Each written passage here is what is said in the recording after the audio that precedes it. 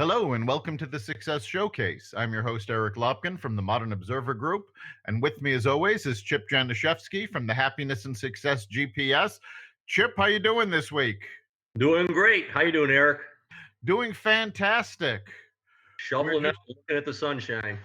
Yeah, we're shoveling out from the storm. This was a weird one, crossed the entire country in the last 24 hours. So most folks got hit with it in one form or another.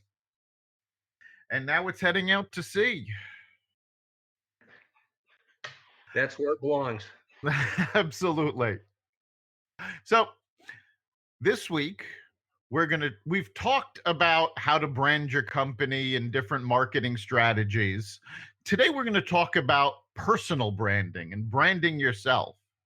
And to talk about this, we've brought in an expert. We've got Loretta Peters of Competitive Edge Branding.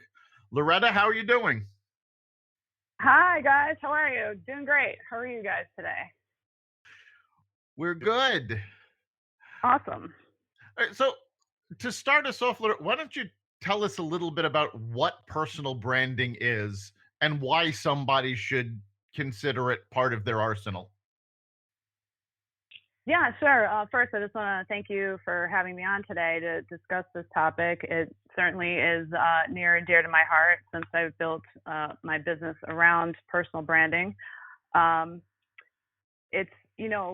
started my company 7 years ago. This is going on 8 years, and I can't believe it's, this much time has passed already. And I think when you're in your business, you just kind of keep trailing and going through, But when I started, it really does. It really does. And I'm grateful, that I really found a niche as an entrepreneur in the personal branding space. And I think when I had launched the business then, it was really just starting to take hold. In fact, even when I named myself or titled myself as a personal brand strategist, people were still asking, well, what is that exactly? And why would I need something like that? And, really in the last decade, I really think it's, really at the forefront now of any business and any executive, any leader, any influencer, and it's true to say now that personal branding has become more important than ever, especially to survive and thrive in this world we live in now.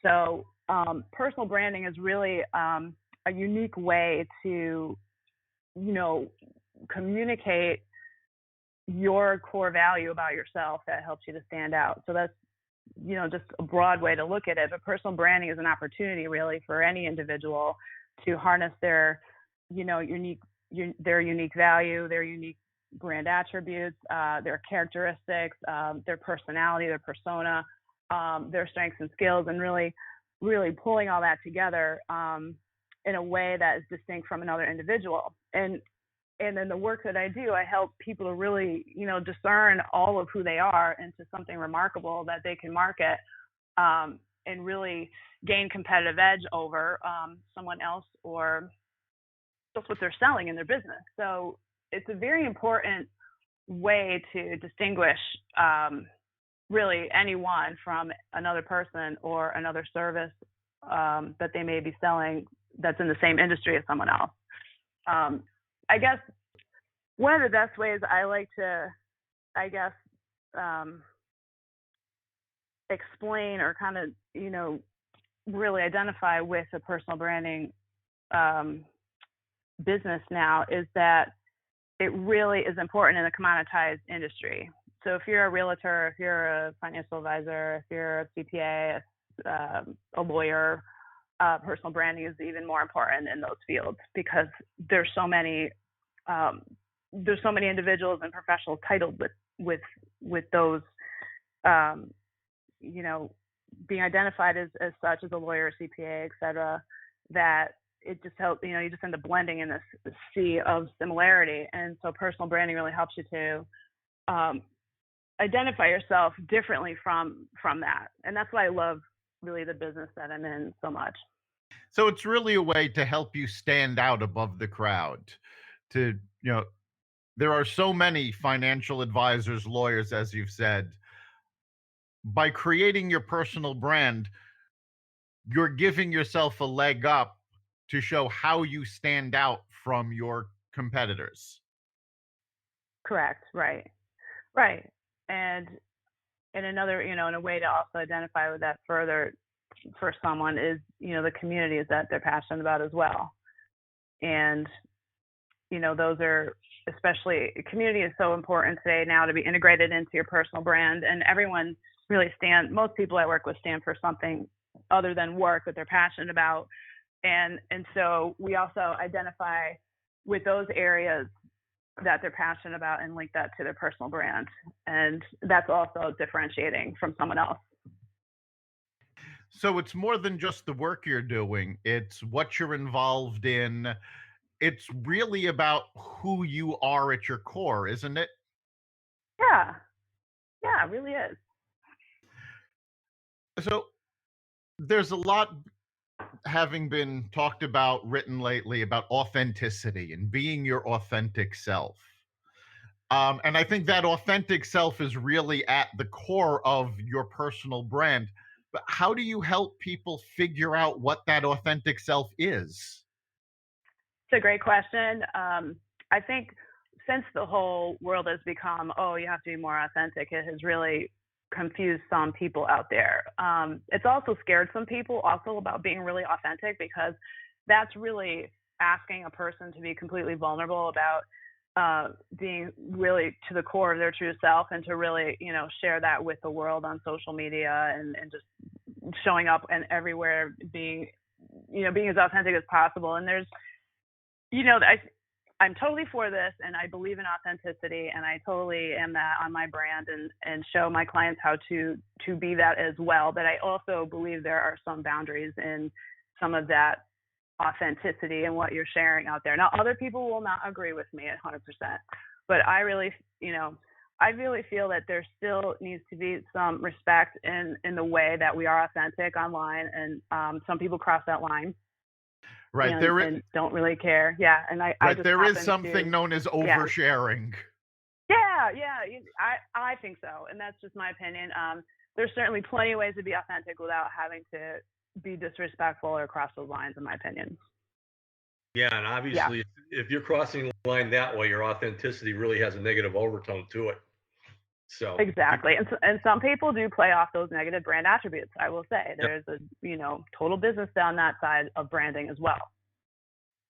Yeah, that's also successful.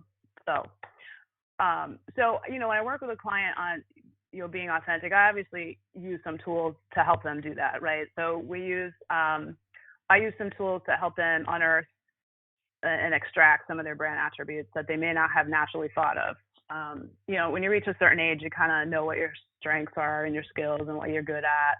And the tools I have just take those, skills and strengths, and they just go deeper, a few layers deeper, and to really unearth some things that we can create to help an individual stand out.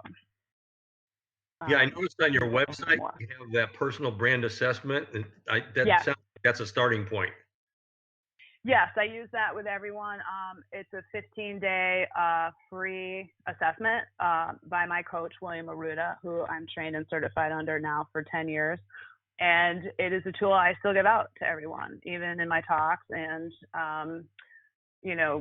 in my keynotes, I offer that assessment because it just really, it just unearths other attributes that a person might not think of. And so I use that in some of my coaching work as well. So yeah, I would highly recommend your readers check that out. Your listeners check that out. I'm sorry. What are some of the attributes that go into your someone's personal brand? I mean, so far you've mentioned skills, you've mentioned strengths, you've mentioned things they believe in. Oh, yes. What other things? Core values. Yep.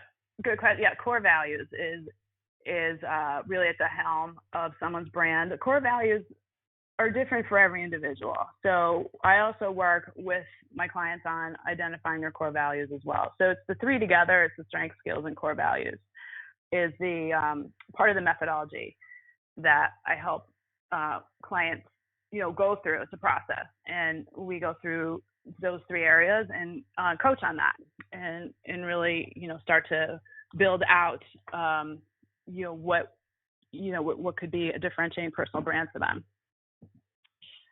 So that's part of the process, which is super fun, and I've certainly been known for my process over the years in how it being notable and breakthrough by the way it's delivered, and in some of the other things that also result from it as well. So especially for a business owner, I always work with a business owner on branding. Everybody I work with I do branding first. I really believe that branding is the foundation for everything else that follows. I've always lived that. It's one of my core values. And I always start with a client with a personal brand, whether a business owner or an executive in career transition. We go through that branding process first, because from there, that's really the solid foundation for building any other marketing, self-marketing or company marketing on services they may offer. It also helps us discover a tagline for a business, and content for the website. All kinds of things are really really come from a solid personal brand first, and that's really how I've based my work over the years. You mentioned earlier sharing on social media. How does somebody showcase their personal brand on social media? And should they? Absolutely, they should. And that I get that question quite a bit, especially as a business owner when they want to be very professional on social media, but they also have to be human and personal as well. So what's still in right now on sharing social media is the blended sharing, which is you blend professional and personal posts. And really, what I've seen evolve on Facebook more, I think, in the last couple of years is more conversation with people. And I really think we are getting more comfortable just having conversations on Facebook, regardless of who sees the comments. I mean, I think we're just in a neighborhood.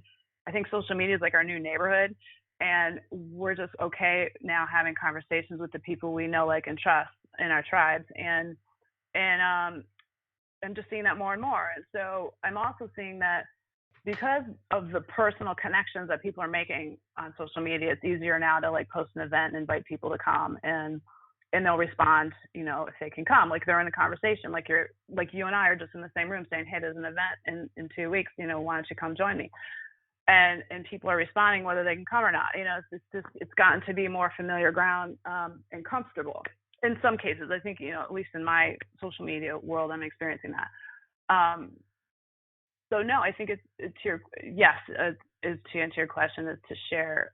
Blended sharing is the best. You want to educate people with what it is that you do in your business, especially as an entrepreneur. And Facebook is a great way to recruit business, to make appointments, and to just educate people on what it is that you do for others. And Twitter, the same thing. And LinkedIn obviously is the business platform, which I really appreciate that it stayed that way so far. It's starting to blend a little bit. I'm seeing, some things kind of shifting a little there, but it's still mostly professional, which I truly enjoy still, and trust that site for business and to post anything business related that I may be doing. So I think it's really acceptable now to have that blended sharing, and more people are taking advantage of that as an entrepreneur. Mm-hmm. Plus, it's a whole lot more personal than just shooting out email blasts to 500 people at a time and that kind of thing too. So isn't it though? I totally agree. Messaging, Messenger and texting is also, growing as well. I'm sure you guys are seeing that. Everyone, I think, is noticing that more than email because of all the influx of emails now. So some people are looking for alternative ways to communicate and connect, and that's what they're doing. Yeah, so I would imagine that you coach people in putting together the platform as far as exactly how to communicate using all these different things, as far as the social media, possibly whatever the email program they're doing, having the website blend in with things. And obviously it's kind of like taking a puzzle and putting things together and organizing it. So, and it's probably different for everybody you deal with, just about. Well, sure it is, because everyone's business is different. But one point to just reinstate, or that I didn't maybe state clearly, is that once I work with a client to be on brand, and we've kind of established that branding foundation, it's really about being that all the time out in the world. So, your brand is going to be a reflection of who you are, no matter where you are. If it's on social media, in a meeting, out in a restaurant, meeting with a client, it has to be consistent and constant. So you want to be consistent with the messaging, and that's really, really important as an entrepreneur, to really just stay true to your brand, so people really can connect with what it is that you do well, and not confuse your audience by posting a bunch of things, that may confuse your audience about what it actually is that you do in your business. So that's really important, to be consistent. Condense your message into something that's a lot more specific, so that no matter who asks you what you do, it's really the same thing for everybody. It avoids confusion. And, for some, Right. it's easier than others, but it's really, really important, especially, things that I do and other people out there that's a little bit outside the box. It's really, really important to, if you can't explain it in a one liner, at least that one liner is going to get somebody interested in talking to you about learning more about what you're doing. So. Right. Well said. Yes. Right. And because it takes a little bit to get that together, your elevator pitch or your brand statement in a group. So, and it's very effective when it's really on brand. So, to your point. And we've talked about, business branding in the past. And I think something that's important to remember, we discussed it for businesses, is that if you don't choose your brand, and if you don't put that forward, the folks around you are going to choose it for you. They will create a brand that they think represents you if you don't make the effort to create your own brand. Yeah, you're right. Perception is reality, and you're right. They will create what they perceive to be as true. Mm-hmm. Yeah, so you have to really take ownership in that and make a decision. So, and I still have, people I talk to out there still not committed to their brands, because they don't want to focus on one thing. They want to offer a lot of things. And so it depends, and I talk with some people, it depends on what networking group they go to, that they show up with that hat on for what they can offer. And it's really not something that I recommend. I recommend that if you're not sure about what your core signature offer is going to be, to really work on that, because you must have an umbrella over everything else that you offer. So everyone has like a signature service that they provide, that they're known for, whether they like it or not. They're known for that because they've been providing it for years, or they're just known for that. They get referred most for it. And so that could turn into like an umbrella service offering. And then underneath that could be a whole bunch of other things that they also do. But they always market themselves with the one thing that they're known for, which will open more doors with the things that are underneath that they serve. And that's just a good way to package multiple services that a company has to offer. An entrepreneur. And entrepreneurs, like all of us, a lot of us offer a lot of different things as an entrepreneur. We have multiple streams of income. So that can get confusing for an entrepreneur and how to brand. And I see it all the time. So that's what I recommend. Some of the work that we do is to really discern what is that core offering that people know, like, and trust you for the most, and work from there if they like that. Yeah, and I would imagine that it starts with a benefit statement of what you're providing as far as what the results are. And then when you talk about the different offers, those are the how-tos. But it's the what you're doing and then Right. the how you're doing things first. And I think, that's the authentic self, or finding your purpose and passion and that kind of thing. But it's all got to spring from that. And obviously, when we're talking at networking meetings, we talk about people not being there to buy anything. So people don't really care what your offer for the day is, but they do care about what benefits you're offering, because if they're going to be referring people to you, they have to know and trust you for that. Yes, clarity helps. Clarity helps with everything, with referrals, with more business. And when you're not clear and you have a lot of other, ideas of what you think you're going to offer, depending on where you are, it doesn't help people to help you. Now, we've been talking a lot about the business owner and how this is used for entrepreneurs. What about job seekers? How can they use personal branding? Yeah. Job seekers. It is the core ingredient that helps them land a job, in my opinion. It is something that, again, it starts with clarity and purpose and distinction, right? So, and it helps with the career portfolio. So identifying an executive professional's personal brand always helps with the development of the career materials after, because the positioning of the resume is everything to open the door, right? So after, it really helps to break open. I mean, my resume is open doors regardless. I mean, results guaranteed. They just do, and that's the power of personal branding, because if you really powerfully brand yourself on a resume, it could also up your income. It could squeeze out the competitors. It helps you land the job over everybody else, and so forth. And it's just a guaranteed way to up level your career. Yeah.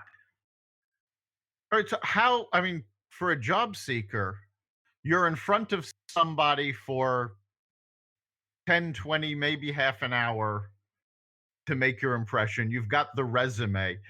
How do you get your authentic self across with such limited tools and limited time? Well, there's strategy in that, Eric, because in the beginning, you want to build rapport with the interviewer first anyway, before you get into the interview. And the way you're going to communicate how you've succeeded along the way in your career is what's going to help you to stand out in front of that employer. So I work with my clients on developing stories about in their career thread, their career timeline over the years that mostly stood out over, let's say, a decade or however long they're in, their career, their either their position or their entire career thread, the timeline. So there's like 3 or 4 to 5 milestones that most people achieve in their career that's worth standing out, and the way they share that story with the interviewer helps them stand out. So it's all communication strategies and the way they're going to present themselves that is the way it works best. So you're actually going back essentially before they've created their brand, looking through all of the things that they've accomplished, all the jobs and you're creating a narrative out of all of that. Right. Yeah. Everyone has a career thread that just, there's a story, the way the career path has happened. And so I always unearth what that story is, how they got to any point in their career and any job that they've had. So yes, there's some of that discovery in our sessions, in addition to the assessments that I also provide as well. So the personal brand assessment and a couple other things as well. Mm-hmm. So it's coaching work. It really is. It takes a little bit of time to unearth all that with a client and then put it back together, and then work with a client on the interview strategy, on negotiation, on communication, on how they're going to present themselves in the interview. All of that coaching goes together, and it works together as a package to present and promote yourself. And then, clients use it for networking as well. So all the things they learn, they become better communicating who they are and what they do, what they're passionate about. And it's easier for them to network as well, and also interview. So, Right, so whether it's an entrepreneur or a job seeker, what you've really been saying is there's a lot of different elements that you have to use to create that brand, and consistency is really important because you don't want to be off message. Absolutely. Yeah. Summarize that perfect. Mm-hmm. Yeah, that's why it's a process. It's not a, it's a few sessions. You have to, it's not fast. So it is a few sessions, and then the marketing and promotion and creation of that is, the next part of, that's the evolution of the discovery, is to putting all that together and then bringing it to market is the third piece, whether it's for a job or to get clients. So, and I teach this too on, I have a class coming up in April. It's an 8-week class that that will be helping entrepreneurs to really unearth their brand, put it together, package, promote, and sell their services, how to price their services, and really how to go to market and to earn clients. All right, we're coming up on the end of our time, so that was fast. Yeah, it does tend to go quickly. So, in a nutshell, what do you think is the big advantage people get from creating their personal brand? Wow. So a lot of things. They get a job. They make more money. They have clarity in communicating who they are. They have the opportunity to advance themselves in their current position at work. They can launch a new product from their business if they're wanting to branch out into something new. So it really is a building block for all sorts of success. Oh, I believe so. Yes, I believe so. Yeah, I've seen it work tremendously over the years. Mm-hmm. Yeah, one of the big benefits too is to consistently communicate comfortably what you do, instead of being all over the place when somebody asks you a question. It's like automatic. Yeah, and it involves decision making on that too. Like I mentioned before, it's making that decision of what you want to stand for. In your business as an entrepreneur, if you're offering many things, what is it that you want to stand for the most? And same in your career. This is how a lot of people transition from a job they don't like into something they really want to do. And it's really about standing in for your true purpose and being willing to be all in with it. Yeah. Great. All right. So if our listeners want to get more information on your classes, your services, where can they get it? Right. On my website. My class isn't listed yet. It's about to be uploaded on this Wednesday. But my website is www.cebranding for competitive edge branding. So cebranding.com. Right. Mm-hmm. Chip, what do you think is the big takeaway for this week? I think we just listed everything, but the bottom line is it's really good for yourself to find your purpose and your passion, your authentic self. And what your personal brand does is it makes you that out in the public. And what I would just recommend is there's a whole lot of things that go into that, just like Loretta says. So once you want to get going with it, go see somebody like Loretta and get some coaching and put that whole thing together. And you're going to feel awesome once you do. Yeah, I think your personal brand is really showing people who you are. And that authenticity reaches people. It helps you in all sorts of ways. Being consistent about it lets people know that this is really who you are.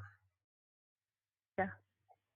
You've been listening to the Success Showcase. You can catch us every week at xvadio.com/podcasts. You can also find us on the iTunes Store, the Apple Podcasts app, iHeartRadio app, Spotify, and wherever you find podcasts. Remember, make this your best week ever and make next week even better. See you then.